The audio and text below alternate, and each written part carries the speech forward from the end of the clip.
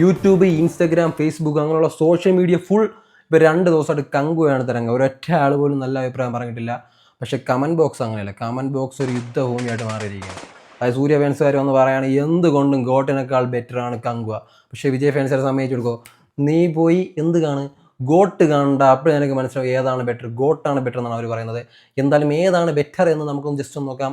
Okay, welcome to my YouTube channel. നമ്മൾ 2 സിനിമയുടെ hype നോക്കുകയാണെങ്കിൽ ഹൈപ്പ് കൂടുതൽ കങ്കുവയ്ക്കുകയാണ്. അതായത് സൂര്യ എവിടെയൊക്കെ പോയി നല്ല രീതിയിൽ പ്രൊമോഷൻ ഉണ്ട്. പക്ഷേ ഗോട്ട് അങ്ങനെയല്ല, എലി പോലെയാണ് വന്നത്, എലി പോലെ തന്നെ തിരിച്ചുപോയി. അത് വേറെ കാര്യം. അങ്ങനെ ഹൈപ്പ് നോക്കുകയാണെങ്കിൽ കങ്കുവാണ് ഹൈപ്പ് നല്ല കൊടുത്ത് കയറിയിട്ടുണ്ട്. പക്ഷേ ബഡ്ജറ്റ് രണ്ടും ഏകദേശം ഒരുപോലെ തന്നെയാണ്. ഗോട്ടിന് ഏകദേശം 350 കോടി ടു 400 കോടി അടുപ്പിച്ചിട്ടുണ്ടായിരുന്നു. കങ്കുവയ്ക്ക് 300 ടു 400 കോടി.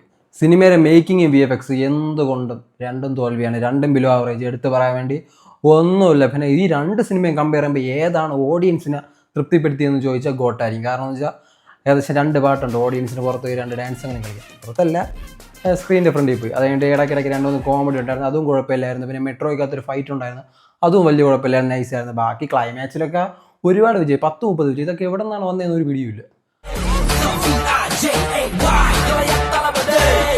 പക്ഷെ കങ്കു നോക്കിക്കഴിഞ്ഞാൽ എൻ്റെ പൊന്നു ഒന്നുമില്ല, സമാധാനം അതുമില്ല.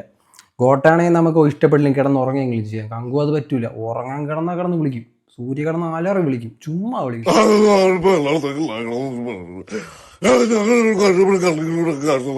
ഇനി നമ്മൾ സിനിമയിലെ ലെങ്കിലോട്ട് പോവുകയാണെങ്കിൽ ഗോട്ട് ഏകദേശം 3 മണിക്കൂർ ഉണ്ടായിരുന്നു, കങ്കു 2.5 മണിക്കൂറുള്ളൂ. പക്ഷെ കങ്കു രാവിലെ ഫസ്റ്റ് ഷോ തുടങ്ങിയ 4 മണിക്കൂർ തുടങ്ങുമെന്ന് പറഞ്ഞിട്ട് 5 മണിയായി.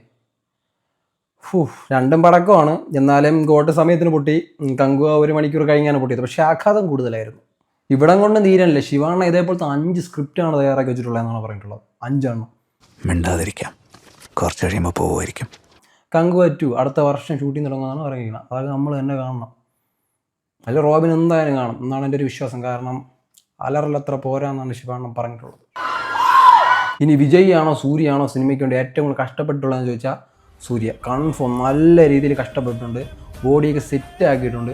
പക്ഷെ എന്ത് ചെയ്യാൻ, ഉപകാരമില്ലാതെ പോയി, അതാണ് സത്യം. 2 സിനിമയിലെ കളക്ഷൻ നോക്കിക്കഴിഞ്ഞാൽ ഏകദേശം ഗോട്ടിന് 440 ടു 450 കോടി വരെ കളക്ഷൻ കിട്ടിയിട്ടുണ്ട്. അതിലൊരു 50 കോടി രൂപ ലാഭം. പക്ഷെ കങ്കുവയ്ക്ക് ഒന്നും കിട്ടുമെന്നുള്ള ഏകദേശം 100, 120 അല്ലെങ്കിൽ 150 മാക്സിമം. ബാക്കി ഏകദേശം 200 കോടിയോളം നഷ്ടം കൺഫേം. അപ്പം സൂര്യയെ പിടിച്ച് ചേർത്ത് ഊക്കി വിട്ട്. 2 പടവും ബോംബാണെങ്കിലും കങ്കുവ ആറ്റം ബോംബായി പോയി. ശിവയ്ക്ക് ബുദ്ധിയില്ലെന്നാണ് തോന്നുന്നത്. അതിലൊരു ചെറുക്കമുണ്ട്, ഒരു മണ്ടൻ ചെറുക്കൻ അഭിനയിക്കാൻ കൂടാത്ത. ആ ഫസ്റ്റ് ഷൂട്ട് ചെയ്തപ്പോൾ തന്നെ മനസ്സിലായി കാണാൻ ആ ഒരു കിഴങ്ങനെയാണ് ഇറങ്ങിയുള്ളത്.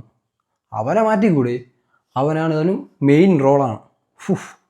ഈ 2 സിനിമയെ മാത്രം നോക്കുകയാണ്, അതായത് ഗോട്ടും കങ്കുവയും മാത്രമേ ഉള്ളൂ, വേറെ ഒരു സിനിമയില്ല. ഈ 2 സിനിമയെ മാത്രം നോക്കുകയാണെങ്കിൽ എനിക്ക് കുറച്ചെങ്കിലും ഈ 2 സിനിമകളിലും ബെറ്ററായിട്ട് കുറച്ചെങ്കിലും തോന്നിയിട്ടുള്ളത് ഗോട്ടാണ്. കാരണം ഞാൻ പറഞ്ഞ പോലെ ഡാൻസും അതും ഇതും മാത്രം, വേറെ ഒന്നും ഇതിൽ ഉൾപ്പെടില്ല. അത് വേറെ കാര്യം.